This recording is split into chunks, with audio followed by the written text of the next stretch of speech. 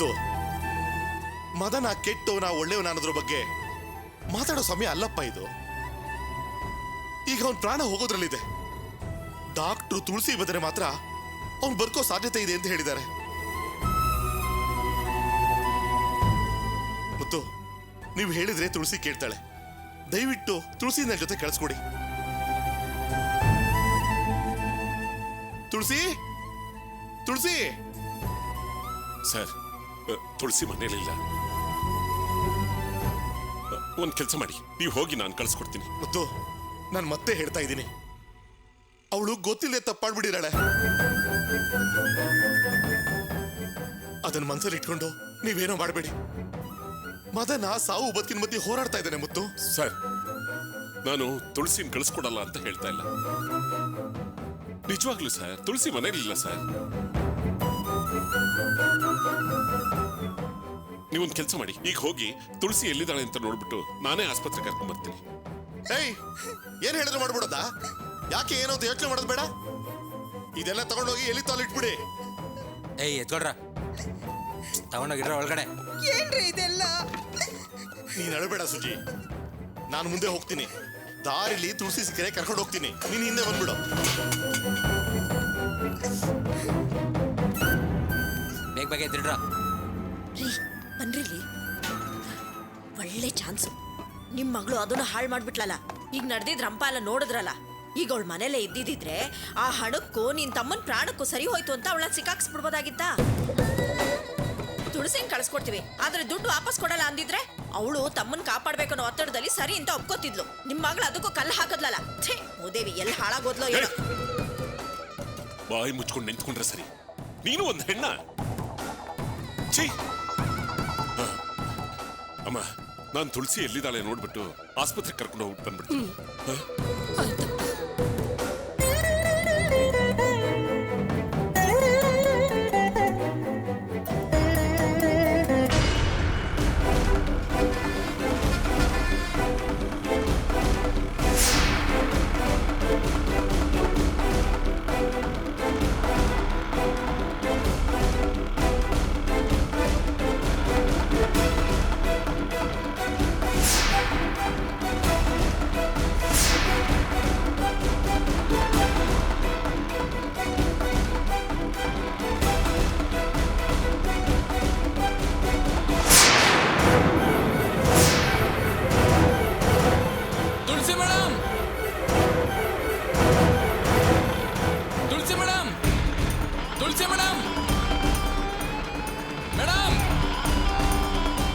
ನಿಮ್ಮನ್ನ ಹುಡ್ಕೊಂಡ್ ಬರ್ತಾ ಇದ್ದೀನಿ ಮೇಡಮ್.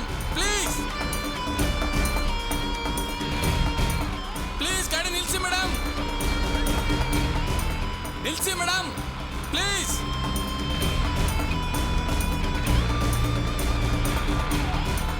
ನಿಲ್ಸಿ ಮೇಡಮ್, ನಾನು ನಿಮ್ಮನ್ನ ಹುಡ್ಕೊಂಡ್ ಬರ್ತಾ ಇದ್ದೀನಿ ಮೇಡಮ್. ಪ್ಲೀಸ್ ಒಂದು ನಿಮಿಷ ನಿಲ್ಸಿ ಮೇಡಮ್, ಪ್ಲೀಸ್. ದೀಪ ಸೈಡಿಗೆ ನಿಲ್ಸು.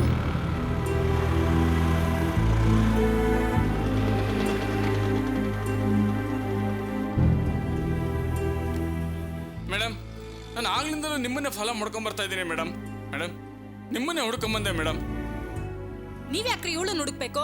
ನಿಮ್ಮಿಂದ ಇವಳು ಪಟ್ಟಿರೋ ಕಷ್ಟನೇ ಸಾಕು. ಬಾರೆ ಹೋಗೋಣ. ದೀಪ ತಾಳು, ಏನ್ ವಿಷಯ ಅಂತ ಕೇಳೋಣ. ನೀವ್ ಹೇಳಿ. ಮೇಡಮ್, ನಾನು ಮಾತ್ರ ನಿಮ್ಮನ್ನು ಹುಡುಕ್ತಾ ಇಲ್ಲ. ಕೇಶವ್ ಸರ್ ನಿಮ್ಮನ್ನು ಹುಡ್ಕೊಂಡು ಮನೆಗೆ ಹೋಗಿದ್ದಾರೆ. ಹೌದು ಮೇಡಮ್, ಸಾಹೇಬರಿಗೆ ತುಂಬಾ ಸೀರಿಯಸ್ ಆಗಿದೆ. ಅವ್ರ ಪಲ್ಸ್ ಡ್ರಾಪ್ ಆಗ್ತಾನೆ ಇದೆ. ಇದೆ ಬಡ್ತ ಕೂಡ ನಾರ್ಮಲ್ ಆಗಿಲ್ಲ ಮೇಡಮ್. ಅವ್ರು ಉಳಿಯೋದೇ ಕಷ್ಟ ಅಂತ ಡಾಕ್ಟರ್ ಹೇಳ್ತಾ ಇದ್ದಾರೆ. ಆದ್ರೆ ಒಂದು ವಿಷಯ ಮೇಡಮ್, ಸಾಹೇಬ್ರನ್ನ ಹೆಸರ ಮಾಡೋದಕ್ಕೆ ಒಂದು ದಾರಿ ಇದೆ ಅಂತ ಹೇಳಿದ್ದಾರೆ ಮೇಡಮ್. ನೀವು ಬಂದು ಸಾಹೇಬ್ರ ಹತ್ರ ಮಾತಾಡಿದ್ರೆ ಖಂಡಿತ ಅವ್ರಿಗೆ ಪ್ರಜ್ಞೆ ಬರುತ್ತಂತೆ. ಅದಕ್ಕೆ ಮೇಡಮ್, ನಾನು ಕೇಶವ್ ಸರ್ ಎಲ್ಲರೂ ನಿಮ್ಮನ್ನು ಹುಡುಕ್ತಾ ಇದ್ದೀವಿ. ದಯವಿಟ್ಟು ನಮ್ಮ ಜೊತೆ ಬನ್ನಿ ಪ್ಲೀಸ್. ಏಯ್, ಇದಕ್ಕೆ ಯಾಕೆ ಯೋಚನೆ ಮಾಡ್ತಿದ್ಯಾ? ಇದು ನಮಗ್ ಸಂಬಂಧ ಇಲ್ದಿರೋ ವಿಷಯ. ಬಾ ಹೋಗೋಣ. ಅಯ್ಯಯ್ಯೋ ತುಳಸಿ ಮೇಡಮ್, ನಿಮ್ಮ ಕೈ ಮುಗಿತೀನಿ, ದಯವಿಟ್ಟು ನೀವು ಬರಬೇಕು. ಇದು ಪ್ರಾಣ ಕಾಪಾಡೋ ವಿಷಯ ಮೇಡಮ್. ನೀವು ಬರಲಿಲ್ಲ ಅಂದ್ರೆ ಸಾಹೇಬರನ್ನ ಕಾಪಾಡೋದಕ್ಕೆ ಆಗೋದಿಲ್ಲ ಮೇಡಮ್. ಇಂಥ ಟೈಮಲ್ಲಿ ಯೋಚನೆ ಮಾಡಬೇಡಿ, ನನ್ನ ಜೊತೆಲಿ ಬನ್ನಿ ಮೇಡಮ್. ಒಂದು ಜೀವ ಉಳಿಸೋದಕ್ಕೋಸ್ಕರ ನಾವೆಲ್ಲ ಹೋರಾಟ ಮಾಡ್ತಾ ಇದ್ದೀವಿ. ನೀವು ದೇವರಾಗಿ ಬಂದು ನಮ್ಮ ಸಾಹೇಬರನ್ನ ಕಾಪಾಡ್ಬೇಕು ಮೇಡಮ್.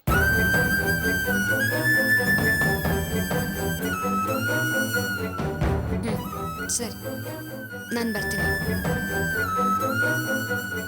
ಏಯ್, ಏನ್ ಹೇಳ್ತಿದ್ಯಾ? ಬಾಯ್ಲಿ.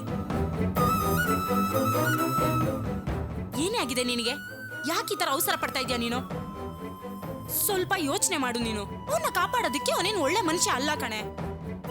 ದೀಪಾ ಅವ್ರು ಒಳ್ಳೆಯವರು ಕೆಟ್ಟವರು, ಆದರೆ ನಮ್ಮ ಮುಂದೆ ಯಾರು ಸಾಯೋದು ಬೇಡ. ಏನ್ ಹೇಳ್ತಿದ್ಯಾ ನೀನು? ನೋಡು, ಅವನ ವಿಷಯದಲ್ಲಿ ಕರುಣೆ ತೋರಿಸ್ಬೇಡ, ಅದ್ ನಿನ್ಗೆ ಒಳ್ಳೇದಲ್ಲ ಕಣೆ. ದೀಪಾ, ನಾನು ಅಲ್ಲಿಗೆ ಹೋಗ್ತಿರೋದು ಬರೀ ಮದನ್ ಗೋಪಾಲ್ ಅವ್ರ ಪ್ರಾಣ ಉಳಿಸೋದಕ್ಕಲ್ಲ. ರಂಜಿತ್ ಅವರು ನನ್ನ ಜೀವನ ಕಾಪಾಡಬೇಕು ಅಂತ ಮದನ್ ಗೋಪಾಲ್ನ ಅವರೇ ಹೊಡೆದಿದ್ದು ಅಂತ ಹೇಳಿ ಸ್ಟೇಷನಲ್ಲಿ ಸರೆಂಡರ್ ಆಗಿಬಿಟ್ಟಿದ್ದಾರೆ. ಅವ್ರ ಮೇಲೆ ಕೇಸ್ ಇದೆ. ಈಗೇನೋ ಜಾಮೀನ್ ಮೇಲೆ ಹೊರಗಿದ್ದಾರೆ, ಆದರೆ ಕೇಸಿನೂ ಪೂರ್ತಿ ಆಗಿಲ್ಲ. ಮದನ್ ಗೋಪಾಲ್ ನನ್ನ ಹೊಡೆದಿದ್ದು ನಾನೇ ಅಂತ ನಿಜ ಹೇಳೋಣ ಅಂತಂದ್ರೆ ರಂಜಿತ್ ಅವರು ಅದಕ್ಕೆ ಒಪ್ತಾ ಇಲ್ಲ. ಮದನ್ ಗೋಪಾಲ್ ಏನಾದರೂ ಸತ್ತು ಹೋಗ್ಬಿಟ್ರೆ ರಂಜಿತ್ ಅವ್ರ ಜೀವನ ಹಾಳಾಗ್ಬಿಡತ್ತೆ ಕಣೆ. ನೋಡು, ಮದನ್ ಗೋಪಾಲ್ ಹುಷಾರಾಗಿ ಬಂದ್ರೆ ನಿನ್ ಜೀವನ ಹಾಳಾಗೋಗುತ್ತೆ ಕಣೆ. ಅದಕ್ಕೆ ನಾನು ಭಯ ಪಡ್ತಾ ಇರೋದು. ಈಗ ನಾನು ಇವ್ರ ಜೀವ ಕಾಪಾಡಿದ್ರೆ ರಂಜಿತ್ ಅವರು ನನ್ನ ಜೀವನ ಪರ್ಯಂತ ಕಾಪಾಡ್ತಾರೆ.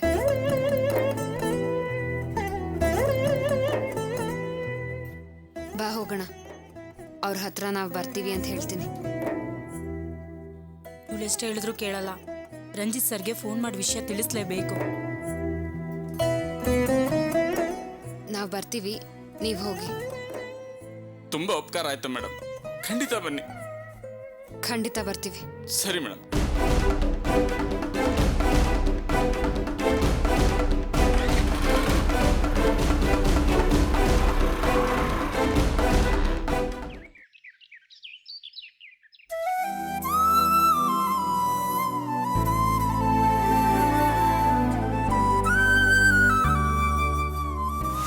ನೀವಿಲ್ದೇ ಇರೋ ಜೀವನ ನನ್ನ ಕೈಲಿ ಕಲ್ಪಿಸ್ಕೊಡೋದಕ್ಕೂ ಆಗ್ತಿಲ್ಲ.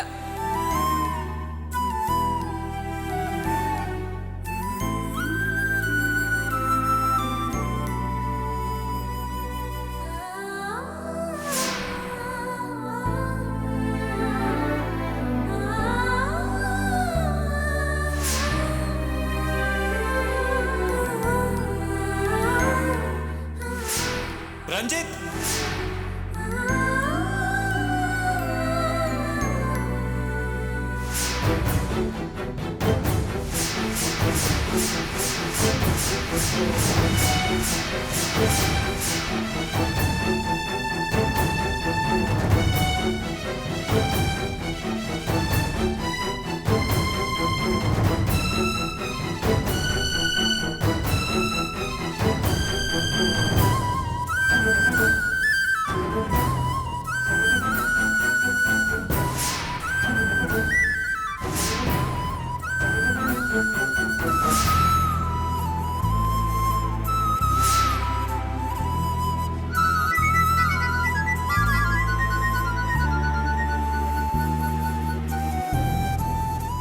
ಏನ್ ಹೇಳೋ? ಹೌದಾ, ನಾನು ಈಗಲೇ ಬರ್ತೀನಿ ಕಣೋ. ಏ ರಂಜಿತಾ, ನಿಂತ್ಕೊಳ್ಳೋ. ಎಲ್ಲಿಗೋ ಹೊರಟೆ? ಅಮ್ಮ, ನನ್ಗೆ ಆಫೀಸಲ್ಲಿ ಅರ್ಜೆಂಟ್ ಕೆಲಸ ಇದೆ, ಹೋಗೊಂದು ಅರ್ಧ ಗಂಟೆಲಿ ವಾಪಸ್ ಬರ್ತೀನಮ್ಮ. ಅಲ್ಲ, ಮುಖ ಎಲ್ಲ ಯಾಕೋ ಈ ತರ ಆಗಿದೆ. ಅಮ್ಮ, ನೀನ್ ಯಾವಾಗ ನೋಡಿದ್ರು ಏನಾರು ಒಂದು ಹೇಳ್ತಾನೆ ಇರ್ತೀಯ. ನೋಡು, ಇತ್ತೀಚೆಗೆ ನಿನ್ ಮಾತು ನಡವಳಿಕೆ ಸ್ವಲ್ಪನೂ ಸರಿಯಾಗಿಲ್ಲ. ಸ್ವಲ್ಪ ಬುದ್ಧಿವಂತನ ತರ ನಡ್ಕೊಳ್ಳೋ. ಅಮ್ಮ, ನಾನೆಲ್ಲ ನೋಡ್ಕೋತೀನಿ, ನಾನು ಬರ್ತೀನಮ್ಮ. ಹಾ, ಹುಷಾರು.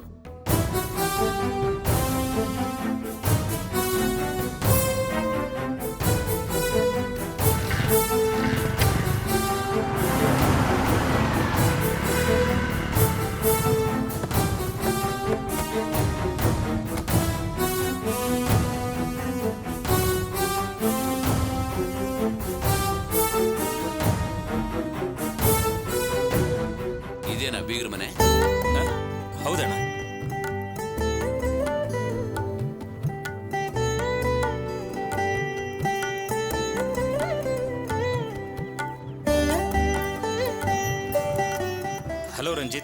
ನಮಸ್ಕಾರ. ರಂಜಿತ್ ಇವ್ರು ನಮ್ಮ ಅಣ್ಣ, ಹಲೋ. ಇವ್ರು ನಮ್ಮ ಅತ್ತಿಗೆ, ಅಳಿಯಂದ್ರು ರಂಜಿತ್ ಅಂತ. ರಂಜಿತ್, ಅವತ್ತು ನಿಶ್ಚಿತಾರ್ಥದಲ್ಲಿ ನಿತೀಶ್ ಅಂತ ಹುಡುಗ ಇದ್ನಲ್ಲ, ಅವ್ರ ಅಪ್ಪ ಅಮ್ಮ. ಒಳಗಡೆ ಹೋಗಿ, ಅಮ್ಮ ಒಡೆ ಇದ್ದಾರೆ. ನನ್ಗೆ ಎಮರ್ಜೆನ್ಸಿ ಕೆಲಸ ಇದೆ, ಹೋಗಿ ಬಂದ್ಬಿಡ್ತೀನಿ.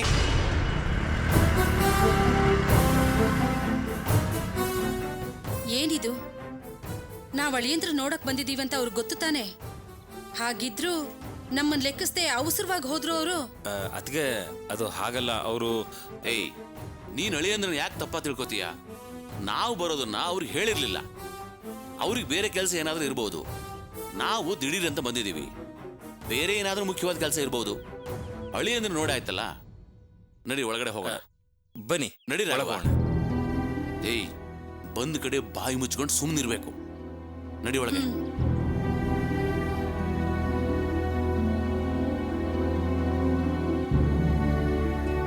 ಪೂಜಾ, ಪೂಜಾ,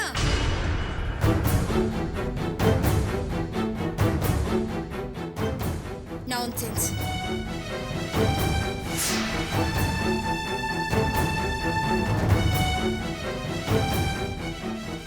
ಗಾಯತ್ರಿ, ಯಾರವರು?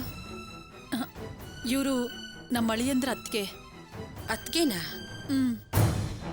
ಅಂದ್ರೆ ಈ ಮನೆ ಹಿರಿ ಸೊಸೆ? ಹೌದು. ಏನ್ ಗಾಯತ್ರಿ ಇದು? ನಾವೆಲ್ಲ ಅವ್ರ ಮನೆಗೆ ಬಂದಿದ್ದೀವಿ, ಒಳಗಡೆ ಬನ್ನಿ ಕೂತ್ಕೊಳ್ಳಿ ಅಂತ ಹೇಳೋದ್ ಬಿಟ್ಟು ನಮ್ಮ ನೋಡಿನೂ ನೋಡ್ದಿದ್ದಾಗ ಹೋಗ್ತಿದಾರಲ್ಲ ಅವರು. ಅಯ್ಯೋ ಬೀಗ್ರೆ, ಏನ್ ಇಲ್ಲೇ ನಿಂತ್ಬಿಟ್ರಲ್ಲ, ಬನ್ನಿ ಕೂತ್ಕೊಳ್ಳಿ. ಬನ್ನಿಮ್ಮ, ಬನ್ನಿ ಅಣ್ಣ. ನಡೀರಿ. ಬನ್ನಿ ಕೂತ್ಕೊಳ್ಳಿ. ದಯವಿಟ್ಟು ಕ್ಷಮಿಸ್ಬೇಕು. ಅದು ನನ್ನ ಸೊಸೆಗೆ ಮೈ ಹುಷಾರಿಲ್ಲ, ತುಂಬಾ ಹಲ್ನೋವು. ಅದಕ್ಕೆ ಅವಳು ಸರಿಯಾಗಿ ಮಾತಾಡಕ್ಕಾಗ್ಲಿಲ್ಲ.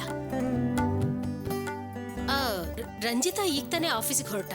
ಹಾ, ಹೊರಗಡೆ ಸಿಕ್ಕಿದ್ರು. ಅವ್ರನ್ನ ಮಾತಾಡ್ಸ್ಕೊಂಡೆ ಒಳಗೆ ಬಂದ್ವಿ. ಅಂದಾಗೆ ಇವ್ರು ನಮ್ಮ ಅಣ್ಣ, ನಮ್ಮ ಅತ್ತಿಗೆ.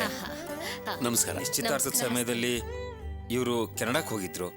ಹಾಗಾಗಿ ನಿಮ್ನೆಲ್ಲ ನೋಡ್ಸ್ಕೊಂಡು ಹೋಗೋಣ ಅಂತ ಕರ್ಕೊಂಡು ಬಂದೆ. ಅಂದಾಗೆ ನಿಶ್ಚಿತಾರ್ಥದ ಆಲ್ಬಮ್ ಅಂದ್ರೆ ನೀವೀಗ ಆಲ್ಬಮ್ ನೋಡ್ಬೇಕಾ?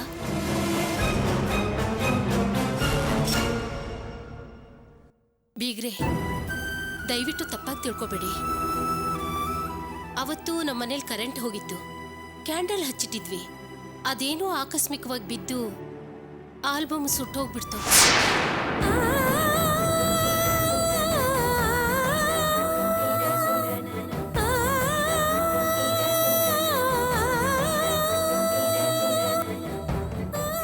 ಏನ್ ಬಿಗ್ರೆ, ಏನ್ ಹೇಳ್ತಾ ಇದ್ದೀರಾ? ಆಲ್ಬಮ್ ಸುಟ್ಟೋಯ್ತಾ? ಏನಮ್ಮ ನೀವು ಆಲ್ಬಮ್ ಸುಟ್ಟೋಯ್ತು ಅಂತ ಇಷ್ಟು ಹಗುರವಾಗಿ ಹೇಳ್ತಾ ಇದ್ದೀರಲ್ಲ, ಅದೆಷ್ಟು ದೊಡ್ಡ ಅಪಶಗ್ನ ಗೊತ್ತಾ ನಿಮ್ಗೆ? ಇವ್ರಿಗೆ ಇಂಥ ಕಠಿಣ ಪರಿಸ್ಥಿತಿ ಎದುರಿಸಿ ಅಭ್ಯಾಸ ಇಲ್ವಲ್ಲ. ನರಕದಲ್ಲಿ ಪಾಪಿಗಳಿಗೆ ಪ್ರಶ್ನೆ ಮಾಡೋ ಹಾಗೆ 4 ಮಾತು ಕೇಳಿದ್ರೆ ತಾನೇ ಈ ಮಹಾತಾಯಿ ಕೊಬ್ಬ ಅಡ್ಕೋದು. ಅಳಿ ಅಂದ್ರೆ ಇನ್ನೊಂದು ಆಲ್ಬಮ್ ಆರ್ಡರ್ ಮಾಡಿದಾರಂತ ಫೋಟೋಗ್ರಾಫರ್ ಬಂದು ನಮಗೆ ಹೇಳಿ ಆಲ್ಬಮ್ ಕೊಟ್ಟೋದ. ಆ ಆಲ್ಬಮ್ನ ತಗೊಂಡು ಬಂದು ನಿಮ್ಗೆ ವಿಷಯ ಹೇಳೋಣ ಅಂತ ಬಂದ್ವಿ. ಆ ಆಲ್ಬಮ್ ಕೂಡ ನಮ್ಮ ಕಾರಲ್ಲೇ ಇದೆ. ಏನ್ ಬಿಗ್ರೆ, ಇಂಥ ಕೆಟ್ಟ ಸುದ್ದಿ ಹೇಳಿ ನಮ್ಮ ಮನ್ಸಿಗೆ ನೋವು ಮಾಡ್ಬಿಟ್ರಿ. ಆಲ್ಬಮ್ ಸುಟ್ಟು ಹೋಗಿರೋ ವಿಷಯ ನಮಗೆ ಗೊತ್ತಾಗಬಾರ್ದು ಅಂತ ಸುಳ್ಳು ಹೇಳಿ ಇನ್ನೊಂದು ಆಲ್ಬಮ್ ಆರ್ಡರ್ ಮಾಡಿದ್ರೆ ತಾನೆ? ಏನ್ರಿ ಇದು? ಛೇ, ನಾವೇನೋ ಒಂದು ಒಳ್ಳೆ ವಿಷಯ ಹೇಳಬೇಕು ಅಂತ ಬಂದ್ರೆ ನೀವು ಈ ತರ ಸುಳ್ಳು ಹೇಳಿದ್ ನಮ್ಮ ಮನ್ಸಿಗೆ ಎಷ್ಟು ನೋವು ಮಾಡಿದ್ರಿ. ಏಯ್, ಹೋಗ್ಲಿ ಬಿಡು. ಇದು ಅವ್ರಿಗೆ ಗೊತ್ತಿದ್ದು ನಡೆದಿರೋ ತಪ್ಪಲ್ಲ. ಅದ ಹಾಗಲ್ಲ ಅಣ್ಣ. ಶುಭ ಕಾರ್ಯ ನಡೆಯೋ ಸಂದರ್ಭದಲ್ಲಿ ಏಯ್, ಹೋಗ್ಲಿ ಬಿಡು ಅಂತ ಹೇಳಿದ್ನಲ್ಲ. ನೋಡೋ, ಇದ್ದಕ್ಕಿದ್ದಾಗೆ ಯಾರ ಮೇಲೂ ತಪ್ಪು ಹೊರಿಸೋದು ಒಳ್ಳೇದಲ್ಲ. ಏನಿಲ್ಲಮ್ಮ, ಅದು ಚಾರು ರಂಜಿತ್ ಮದುವೆ ಆದ್ಮೇಲೆ ಅವ್ರಿಗೆ ವಾಸ ಮಾಡೋದಕ್ಕೆ ಒಂದು ಮನೆ ಖರೀದಿ ಮಾಡ್ಕೊಡ್ಬೇಕು ಅಂತ ನಾವು ತೀರ್ಮಾನ ಮಾಡಿದ್ವಿ. ಅದಕ್ಕೆ ಅಂತ ಒಂದು ಮನೆ ಕೂಡ ನೋಡಿದೀವಿ. ಅದಕ್ಕೆ ಆ ಮನೇನ ತೋರಿಸಿದ್ರೆ ನೀವು ಕೂಡ ಸಂತೋಷ ಪಡ್ತೀರಿ ಅಂತ ನಿಮ್ಮನ್ನು ಕರ್ಕೊಂಡು ಹೋಗ್ಬೇಕು ಅಂತ ಬಂದ್ವಿ. ನೀವೀಗ ನಡೆದದ್ದೆಲ್ಲ ಮನಸ್ಸು ಹಚ್ಕೋಬೇಡಿ. ಬನ್ನಿ ಅಮ್ಮ, ಹೋಗೋಣ. ಅಣ್ಣ, ನಾವೀಗ ಮನೆ ನೋಡೋದಕ್ಕೆ ಹೋಗೋದು ಬೇಡ. ಇನ್ನೊಂದಿನ ನೋಡಿದ್ರಾಯ್ತು. ನಾವೀಗ ಹೋಗೋಣ ಬನ್ನಿ. ದೇ, ಏನು ಇಷ್ಟು ದೂರ ಬಂದು? ಇಲ್ಲ ಅಣ್ಣ, ಆಲ್ಬಮ್ ಸುಟ್ಟೋಯ್ತು ಅಂತ ವಿಷಯ ಕೇಳಿದ ತಕ್ಷಣ ನನ್ನ ಮನ್ಸಿಗೆ ತುಂಬಾ ನೋವಾಗೋಯ್ತು. ಇಷ್ಟು ಡಿಸ್ಟರ್ಬ್ ಆಗಿರೋ ಮನ್ಸನ್ನ ಇಟ್ಕೊಂಡು ನಮ್ಮ ಮನೆ ನೋಡಕ್ ಹೋಗಕ್ ಆಗಲ್ಲಣ್ಣ. ಬನ್ನಿ ಹೋಗೋಣ. ನೋಡಿ ಬಿಗ್ರೆ, ಆಲ್ಬಮ್ ಸುಟ್ಟೋಗಿರೋದು ನಮ್ಮ ಮನ್ಸಿಗೂ ತುಂಬಾ ದುಃಖ ಆಗಿದೆ. ಆದ್ರೆ ಆಲ್ಬಮ್ ಪೂರ್ತಿ ಸುಟ್ಟಿಲ್ಲ. ಏನ್ ಮಾತಾಡ್ತಿದ್ರಮ್ಮ ನೀವು? ಪೂರ್ತಿ ಸುಟ್ರೇನು ಅರ್ಧ ಸುಟ್ರೇನು? ಅಜಾಗರೂಕತೆಯಿಂದ ನಡ್ಕೊಂಡಿದ್ರೆ ಅಷ್ಟೇ. ಈ ವಿಷಯನ ಮೊದಲು ನಮಗೆ ಹೇಳಬಾರ್ದಾಗಿತ್ತು. ನಮ್ಮ ಮನ್ಸಿಗೆ ಎಷ್ಟು ನೋವಾಗಿದೆ ಗೊತ್ತಾ? ಛೇ, ಗಾಯತ್ರಿ ನಡಿ ಹೋಗೋಣ. ಅಯ್ಯೋ ಬೀಗ್ರೆ, ಏನ್ ಹಾಗೆ ಹೊರಟ್ರಿ? ಕಾಫಿ ಕುಡ್ಕೊಂಡು ಹೋಗಿ. ಅದೆಲ್ಲ ಏನು ಬೇಡ ರೀ, ಇನ್ನೊಂದಿನ ಕುಡಿತೀವಿ. ಅಲ್ಲ ಬೀಗ್ರೆ, ನೋಡಿಮ್ಮ, ಇಲ್ಲಿ ನೋಡಿ, ನನ್ನ ಮಾತು ಕೇಳಿ.